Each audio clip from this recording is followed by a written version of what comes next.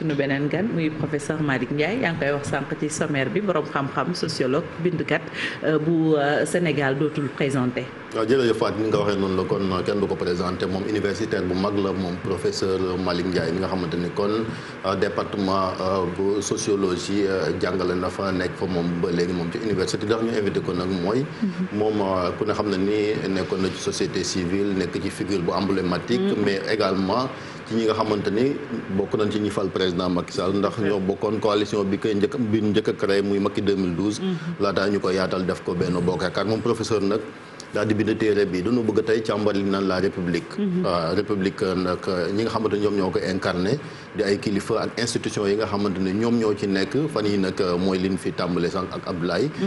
wax ju ñagas ji ak tamit fan lañ jëm moom sax question boobu la posé ci livre bi. mi ngi ko publié woon ci édition Harmattan en 2014. tuddee ko Sénégal où va la république approche critique autocritique et prospective de la seconde alternance kon téere baa ngi noonu.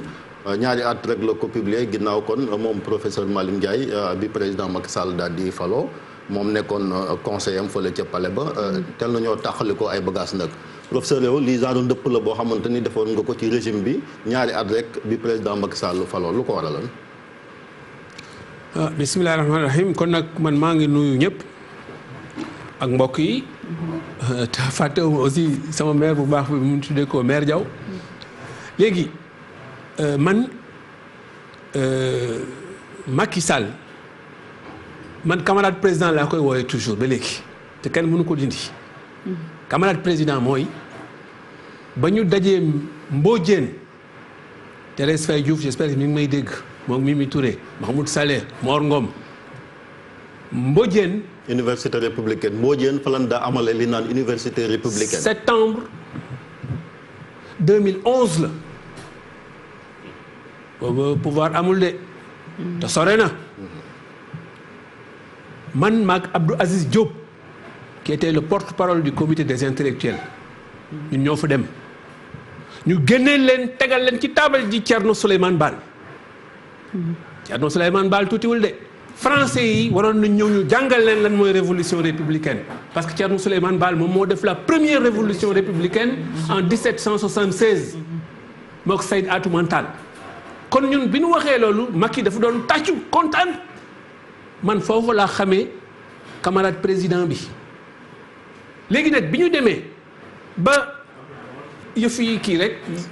ñu dem ca pouvoir ba. kon Malick Ndiaye man dewuma fa comme homme politique de man du ma homme politique man taalibe laa taalibe mooy koo xam ne da ngay wut xam-xam attention de. Sénégal dafa bari ay ñoo xam ne ay fumiste rek la ñuy def naan taalibe mooy ku yalwaan déedéet taalibe mooy ku dem di wuti xam-xam man taalibe laa démb taalibe laa tey dama koy continuer. kon léegi bi ñu demee ba affaire yi def ñu daal di wax fu ne dugg nañ fa ak ñoom Arona Dia parce que Arona Dia nañ koy fàttaliku Arona Dia combattant dëgg la. kenn ëppale wu ko ci deuxième alternance bi te du Arona Dia rek de ñi nga xam ne ñoom Cissé Lo ñoom Moustapha Diakhaté ñooñu kenn ëppale wu leen ci deuxième alternance bi léegi bi ñu demee ba affaire yi xaw a jaxasoo ñu gis ay Farba Ngom un jour dama ñëw rek ci couloiru palais bi rek ma fekk benn waay muy engueulé benn collègue boo xam ne xam naa ko man ko mayee waa ji la doon engueulé kan la mu ne ma Farba Ngom ma ne ko quoi mu ne ma Farba Ngom ma ne ko mais de quel droit quelqu'un extérieur va venir dans les couloirs de la présidence di engueuler un agent de l'administration ndekete yoo am na ay yeneen affaire après ma gis benn waay boo xam ne mais daf doon ñëw sama bureau université di saaga Macky. mais professeur il est bien quand même di wax Farba Ngom aussi il n'est pas arrivé après. man waxuma loolu man loolu man loolu du sama problème ni nga waxee. man loolu du sama problème bokkul ci séquence bi nga xam ne nii. man loolu du sama ça c'est pas mon problème. man sama problème mu livre bi ma waa ji posé moom laay wax. kon léegi waa ji bi mu ñëwee ci loolu. ci livre bi man ci livre bi laa nekk. dinañ wax ci livre mais rappel aussi baax. kon Farba rek ma ne mais qu'est-ce que c'est que cette histoire là de quel droit kan moo jox statut nit mu ñëw ci biir couloir bi di yuuxu ay agent kon ay gars yi ñëwoon sama bureau di saaga Macky foofu saaga yu gën a garaaw saaga kii ne baaxul lii la jaam la lii la léegi bi ñu demee ba gagné rek ñu ne rek neddo ko bandum léegi professeur donc neddo ko bandum boobu li mu yàq loolu moo tax professeur ni duggati nañu. léegi professeur léegi li ma la bëgg a laaj mooy bu fekkente ni ñëw nañ ci li nga xamante ne moom mooy république yow nga ne da nga def benn approche boo xamante ni wàllu critique la. ban taxawaay fi mu toll ngir république boobu bu Sénégal bañ a naax saay ñi nga xamante ni ñoo koy incarné yor institution yi aussi taxawaay bi war ci ñoom ñu def ko. loolu muy yow muy man muy keneen mënuñu ko c'est pas possible xam nga lu tax. lan moo tax. parce que bu fekkee ne xam nga lan moo yàq Sénégal virus bi yàq ko de Sénégal accaparement moo ko yàq livre baa ngi nii de 2000. lan lan accaparé. am na 25 ans. lan lan accaparé 26 ans mi ngi nii. lan lan accaparé lan. mais yow sa simis bi boo génnoon fii rek ñoom ñu accaparé ko suuf si littoral bi Curzon pétrole gaz mais loolu commencé wul léegi de ca parti socialiste la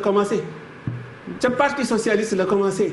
pétrole beeg ñu ñoo gis ay bojo yi ñu nekk fii rek daw bu régime bu changé rek ñu ñëw dugg accaparement boobu mais Agnam ñun dañuy def ay tournée de sociologie Agnam boo fa demee wala Casamance lan moo indi guerre bi accaparement suufu Casamance moo indi guerre bi kon accaparement boobu du virus sax moom la ñuy wax virion xaw ma virion ak virus du benn de. mais lan moo tax léegi nguur yi di changé te loolu ngay wax noonu jëlee parce que nee nga accaparement boobu depuis régime socialiste la ba léegi. mais parce que jikko gars yi defaruñ ko Modou baa ngi nii. kon y a 30 ans universitaires yi nga xam ne liggéey moo leen tax a jóg tey ak démb ñoom ñoo liggéey société d'accaparement ba dem ba jàpp gars yi kërëj ni leen vous êtes des voleurs ay sàcc doomu ngeen mais professeur foofu ñooñu ñoo dem seeti fan la ñuy defaree jikko foofu la daara yi génne. mais universitaires yooyu il faut ñu taxaw ci professeur yaa ngi wax politiciens yi mais universitaires yi ñoom it gis na ni ñu ci bëri dañuy lëngoo politiciens yi di gouverner kon est-ce que gën na leen jikko ba mën leen a waar wala di leen yedd. nee ma lu tax loolu. lan moo tax. mais kooku Faidherbe la moom la professeur Malick Ndiaye. am na kii yoo xam ne mi ngi génn di tuddee Faidherbia albida xam nga mooy lan. garab la léegi. boo demee Sunna Karantaba suñu dëkk la de boo paasee Sédhiou 7 kilomètres boo ko defee da nga egg Sunna Karantaba mooy lan ci Mandeng Sunna Karantaba mooy école boo xam ne ci garab la nekk Sunna Karantaba boobu boo déggee ñuy wax oui l'académie du Platon l'académie jardin la kese la garab la woon bu ñu doon jàngalee. kon léegi nanu def ndànk def attention jëlaat affaire yi. intellectuel yoo xam ne dañu naan oui je suis agrégé de ña et cetera ñooñu du ñu intellectuel ñooñu ay diplômé lañu. mais moo tax ma ne la ndëpp loolu aussi université war nga ko fa tàmbalee. non université. lu tax ñun dañ dem jàngi ko ki ñu ko jàngal ba mu leer bu baax mi ngi nii. Serigne Touba. Matul Khadim. du Serigne Touba en général de c'est-à-dire que Serigne Touba boo gisee. biñ ko wooyee le 5 septembre 1895 à Saint-Louis mooy bés bi gars yi di wax ñaari rakk yi ñu ne ko signeel luñ ko doon signéloo ne yàlla amul ne laïcité dafa dàq religion dafa dàq diine mu ne leen waa indi leen ma benn këyit benn stylo bu bees tàq ñu indil ko rek lu mu leen dóor dafa ixlaas gars yi qul huwa allahu ahadun bind ko ba mu mat gouverneur dafa tiit ne yóbbu leen ko ci biir gaynde yi ñu lekk ko le reste xam nañ ko dañu dem rek gaynde yi ñoom tëdd jébbalu kon problème bi ñu am fii mooy universitaires yi nga xam ne lu ñu wax tey comme ni sëñ Abdoulaye di wax seen waxu démb ak seen jëfu tey àndul nañu leen muñal rek ñu analyser bu baax bu ñu analyser bu baax solution bi fan la. gis nga statut fédéral bi nekk Ndar. dañ ko daal di dindi bu gën a gaaw. ndaxte moom moo ji lu fi gën a bon muy franc-maçonnerie. moom fédéral boobu. mooy yàlla amul fédéral bi moo doon chef de la franc-maçonnerie jikkoom loolu moo tax mu dem rey El Hadj Omar Tall tey jii ruslu naa fii ñu dem lycée bi ñu tuddee woon ko fédéral gars yi wax ñu dem dindi lycée bi tuddee ko El Hadj Omar ba pare nag def statut fédéral bi ci place bi. kon problème bi nga xam ne am nañ ko mooy ki nga xam ne moom moo ñëw ji loge franc-maçonnerie te je mets en garde franc-maçon yi nëbbutu muy ci presse bi. parce que xam nañ leen de. ñu nëbbutu ci presse bi am na ci ñu bare ci presse bi ay franc-maçon lañu. am na ci ñu bare ci politiciens yi ñëw fii di wax di xuloo ñoo bokk même loge bu ngoonee dañ fay jël. kon. vision bi Sénégal am. kon problème Sénégal professeur man question bi laa lay posé rek où va la République. li fi wax nii lépp problème yi fi wax léegi fan la. li ñu sëñ Touba jàngal mën nañ ko wax waaye xam nga xajul fii. bu fekkee ne dañoo bëgg a defaraat li nga xam ne moom moo fi yàqu il faut que ñu delluwaat ci lu nu moom. bu nu delluwaatee ci lu nu moom. bu danañ gis ne sëñ Abdou Aziz wax nañu ko nee na boo xamatul foo jëm.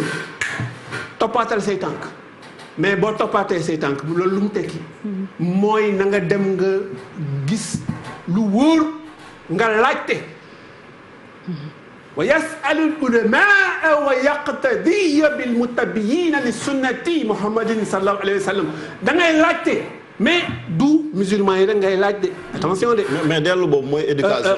moo tax ma bëgg a ñëw ci. mooy éducation ma ne may ma du musulman yi rek ngay laaj de. évangile bi foog nga laaj ko de boo demee da nga gis ne nit ki boo bëggee jub évangile bi sunu patrimoine la bokk de ndaxte Sénégal boo ko bëggee yàq nga toj ko daa ngi def lu bon. est-ce que loolu professeur moo tax mu bëgg laa laaj wax nga ko sànq jikko yi wax ne dafa war a dellu fan jóge woon loolu lépp ngir mu am wala ñoo tabax benn système éducatif bu dëgër boo xamante ni gone yi dañ leen ci mën a mool su ko defee su nekkee mag ñu dénk leen am réew duñ accaparer comme ni nga waxee yenn yi nga xamante ni jikko yu bon ay franc-maçonnerie et cetera bañ fee am comme ni nga waxee. c'est-à-dire que bala ngay toppatoo loolu. ndax yow sociologue nga jàngalekat nga. bala ngay toppatoo loolu il faut que nga dem gëstu ji waxtaanaat jëli xam-xam yépp ñu boole ko ñépp toog ñu xam ne Sénégal. ay assise moom bul ko fi wax parce que yàgg na fee am ñu ba pare daal di koy nëbb. assise ñëpp toog da nga ne ñëpp toog ma ne mbaa du assise yi fi am. waxuma loolu de. assise yi nga xam ne ñi nekk ci franc-maçonnerie bi. muy opposition muy pouvoir muy journaliste. ñoom ñoo ñëw di nëbbutu rek. di waja rek di bojo loolu du assise de. gis nga fii première constituante bi fi am. 25 novembre la 1958 man sama thèse de 3e cycle doctorat de 3e cycle ci loolu la publié gu ma ko ba léegi depuis 83 laa ko publié gu ma ko lu tax. mais parce que boo demee nga laaj gars yi nga ñëw nga ni ko mais grand doo ñu leeralal affaire ni ñu daaneelee Mamadou Dia mais xam nañu ne franc-maçon yi loge maçonnique yi ñoom ñoo daaneel Mamadou Dia léegi dañ la naan booy bul mu dugal kon études yi nga xam ne moom moo ñu war a jox ñu xam suñu histoire ba léegi dafa manqué kon nañu ànd ak tey ànd ak dal waaye bu fekkee da nga am feebar nga bëgg ko faj.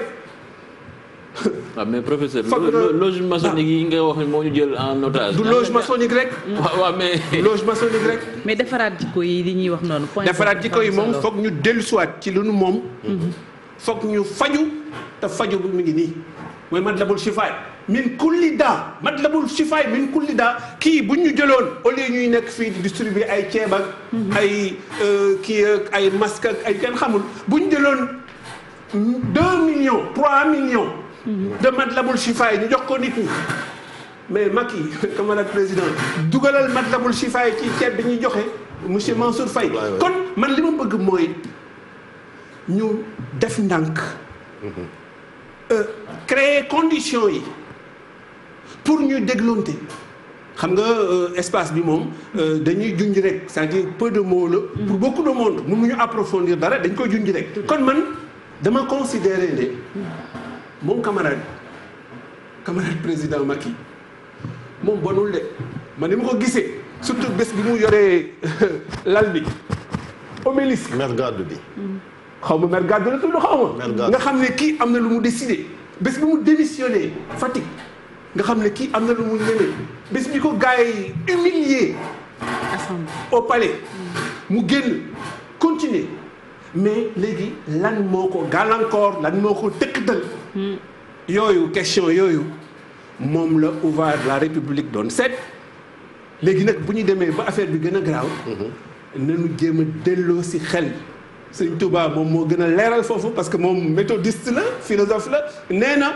mooy vers 850 Masalikal Jinaan li gën a garaaw ci nit mooy la peur des critiques maanaam nga ragal ku la wax dëgg ak l'amour des éloges professeur moom loolu la jàng kon man boobu demee ba nga ne ma oui professeur yaa ngi toog sa siège am nga oto am nga essence am nga xaw ma lan salaire na pourquoi doo noppi. mais professeur mais jot nga nguuru quand même bu doon ñaari at tamit rek Ablaye. déedéet nguuru amu fa nekk dañ doon liggéey. mais daa nga mos dara Macky daf doon liggéey et je considère que jusqu'à nouvel ordre Macky dafay liggéey mais dafa am ay gàllankoor yoo xam ne ñoo ko caw daaneel ko di ko dugal ci loo xam ne wóor na ma ne du orientation kon dama bëgg ñu leer bu baax de donc le camarade président bés bu décidé de faire son autocritique parce que Jean-Yves def na autocritique am bés bu décidé def autocritique am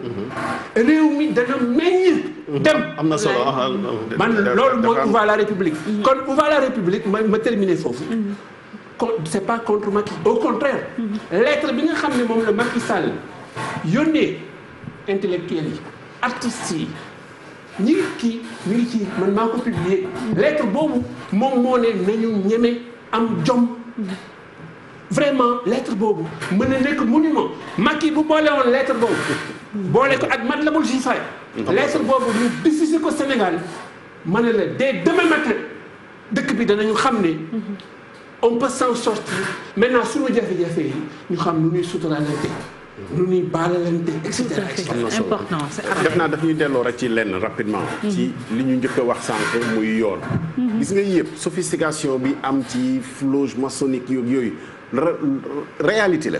mais xëy na sophistication la pour ki nga xamante ni démb dañoo jël suufam jox ko borom bayre moom explication bi boo koy wax ay loge maçonnique la ak ay day compliqué pour moom. li mu gëm mooy bu ñu ko néewaloo doole yoon moo koy joxaat dignité réew mi loolu la tumuranke yoon bi nga xam ne mooy yemale ñëpp. muy borom barke bi muy baadoola bi gis nga réew mi yoon nërmeelu. mooy indi lii yëpp. mooy indi jafe-jafe yi en tout cas am na solo professeur Malick jërëjëf professeur en tout cas ñu ngi lay sant di la pour man fii problème bi du yoon problème bi du yoon mukk problème bi mooy Faidherbe bi li mu fi ji ba rey El Hadj Omar ba ñi nga xam ne ñoo ko wuutu ni gouverneur Mouté ñooñu ñoo jël Sëñ Touba yóbbu ko Gabon bëgg ko rey ñooñu ñoo rey Samori Touré bu leen fàtte Samori de ñooñu ñoo rey Béhanzin ñu ko doon wax roi di Dahomey mais kon dëkk bi problème bi ñu toll nii mooy nañu gaawantu ñu distribuer des milliers d'exemplaires de Matlabul Chifaay ñu boole ci nag aussi la lettre de mon camarade président adresse aux intellectuels ñaari documents yi bu ñu ko amoon billahi Sénégal dana am jàmm waaye bu kenn saaga bu kenn daw bu kenn mere sa morom. très bien professeur Malick Ndiaye Chérif li nga ko doon wax yaakaar naa ne juumuloo ndaxte ku ko déglu xam ne borom xam-xam dëgg moom mooy wax mu nekk nag jàngalekat bu mag universitaire. nekk taalibe nee na ni mu koy waxee itam mu ngi noonu moom professeur Malick Ndiaye moo nekkoon sunu gan.